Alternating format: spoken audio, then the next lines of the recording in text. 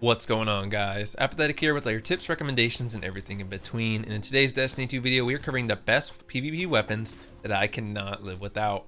The launch of Beyond Light brought with it several sandbox changes, with hand cannon seeing buffs and a whole archetype change along with the introduction of stasis.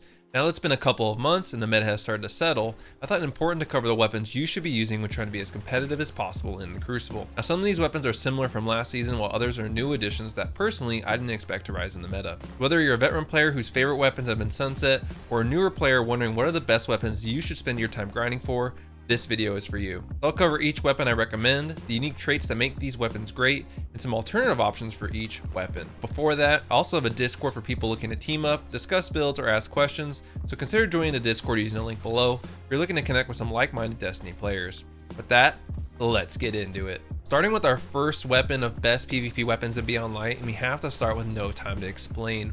This 340 RPM pulse rifle is an exotic pulse rifle that hits like a truck, as 340 RPM pulse rifles do, but there's a couple of things that make it special.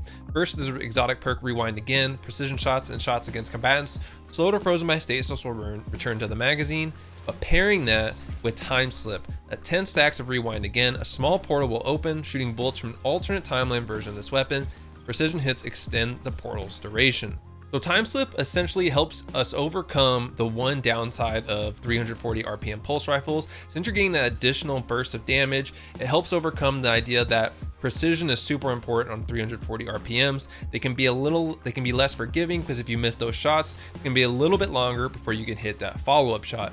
But with Time Slip, you don't have to worry about that, because that little orb is going to be hammering your opponent in between shots, especially if you have the catalyst, which makes that little portal even more aggressive.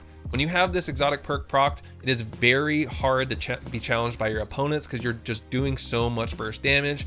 And with the range, stability, handling, and reload stats on this weapon, which are all very solid and class leading, it's very hard at a range to overcome the No Time to Explain with this exotic perk procs, especially even when going against 120 hand cannons that also excel at similar ranges. So overall, No Time to Explain is easily the best 340 and overall best pulse rifle in Destiny 2 Beyond Light, but a good secondary option, or another option that is good if you're not wanting to use that exotic slot, would be Stars in Shadow, also 340 RPM with good stats and potential perk rolls, but it's not going to have that exotic perk Time Slip or trait that helps you overcome some of the downsides of a 340 RPM pulse rifle. Next up, we have Cloudstrike, the exotic sniper rifle with the perk Mortal Polarity. Precision final blows drain a lightning bolt at the target's location. With the exotic trait Stormbringer, rapid precision hits create a lightning storm at the point of impact.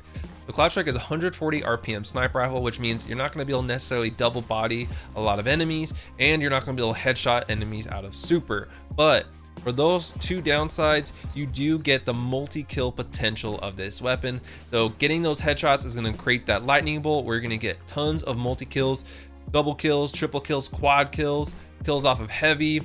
Cloudstrike is an absolute blast to use in modes like sixes, because a lot of people group up, and especially with 120s and other pulse rifles being very meta right now, it allows you to take advantage of those teams that are grouping up very closely together and really punish them. I also like the fact that Cloudstrike, it really rewards you for hitting those headshots, and because it's a 140, that's all you're going to want to go for. And with the higher magazine size of 7, allows you to rattle off tons of shots, aiming mainly for the head for those high risk, high reward kills.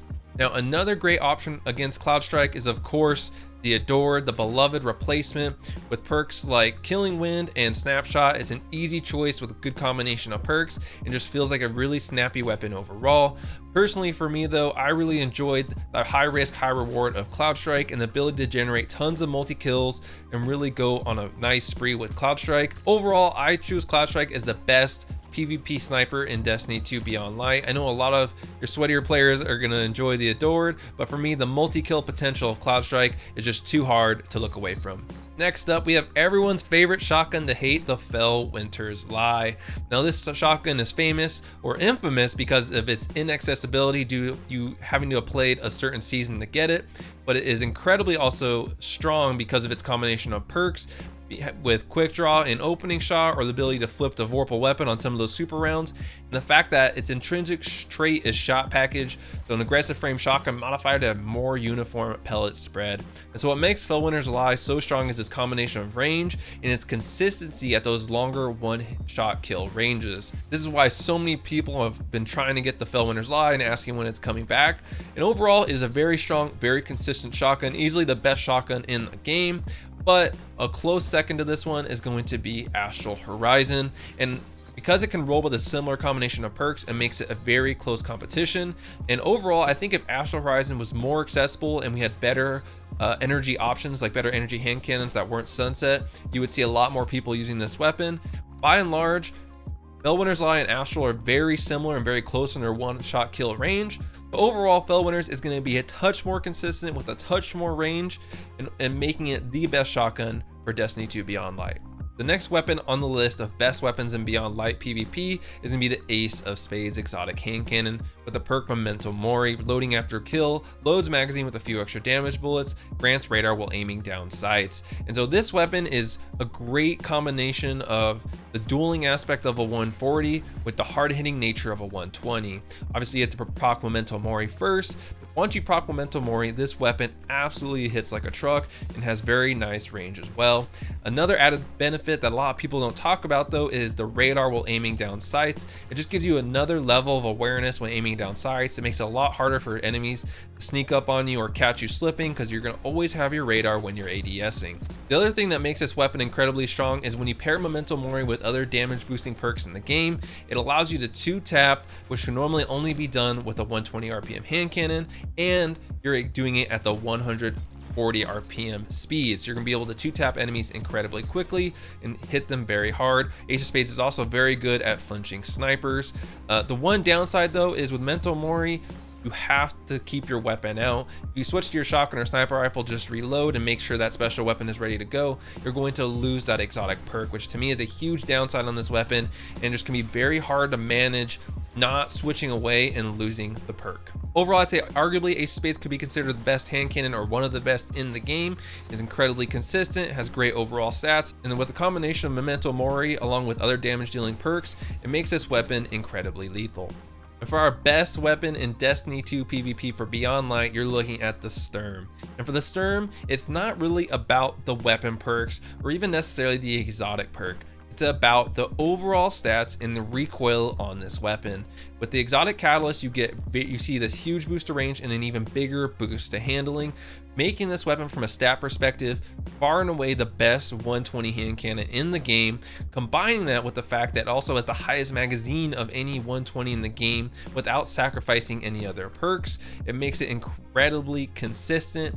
And then you add in the fact that the recoil direction on this weapon, which in my opinion is the real separator from this weapon to other 120s, is it has almost no recoil. The tip of your gun is not hitting the top of your screen like it will with like a weapon like the steady hand, and it makes this weapon feel incredibly consistent. It's very easy to hit those follow-up shots, which is very important when you proc some of those damage boosting perks that allow you to 2-tap with this weapon. The ability to hit those follow-up shots consistently without having to worry about an extremely hard to control recoil truly separates this hand cannon from others, because you get all the benefits of a 120 with basically none of the downsides. Now, if you don't want to use an exotic hand cannon in this slot, or you don't want to use the Sturm, the other option you do have is the steady hand. It's obtained through Iron Banner, so you do have to wait for it a little bit if you haven't gotten it already. It has a nice combination of perks. You can get things like quick draw, which help overcome some of the handling. As you can see, the stats going from the steady hand to the Sturm, just the difference in stats is astronomical.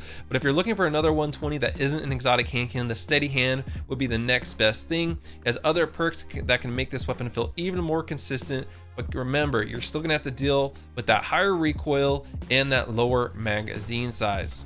Overall, guys, these are some of the best weapons in Destiny 2 and weapons that I cannot live without in the Crucible. And they're the ones, if you're looking to decide what weapons you should be using or grinding for, these are the weapons I would recommend you get after. But let me know in the comments down below, what are the weapons you are using right now, and what do you guys think are the best Destiny 2 PvP weapons in the game? With that, thank you so much for watching, and if you enjoyed, make sure you like, share, and subscribe, as they're all free ways to support me, and I'll catch you guys in the next one.